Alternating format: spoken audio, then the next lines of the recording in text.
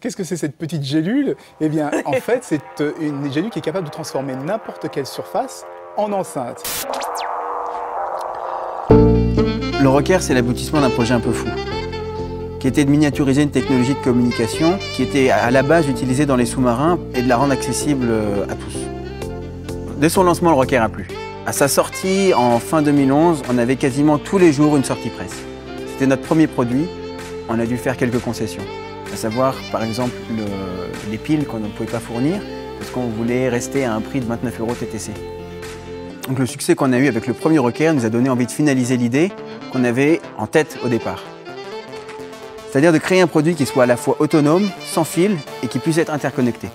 C'est pour ça que le nouveau Rocker intègre une batterie qui lui permet d'avoir 5 heures d'autonomie, la fonction Bluetooth qui évite d'avoir toute connexion avec des câbles et enfin d'avoir une connexion d'un Rocker à un autre qui permet de chaîner sans limite les Rockers les uns aux autres. L'année dernière, on a près de 20 000 Rockers qui ont été distribués en France.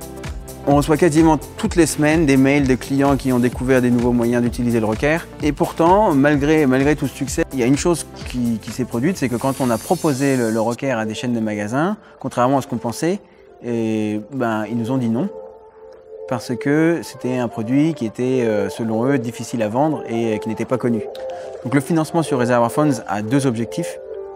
Le premier, c'est de montrer que le Rocker est un produit qui est réellement intéressant et que les gens soutiennent.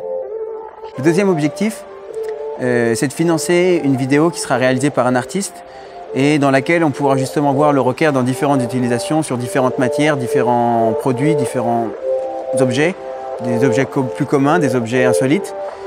Et le côté marrant, c'est aussi que les participants, les parrains, vont pouvoir proposer des objets qu'ils voudraient voir en utilisation.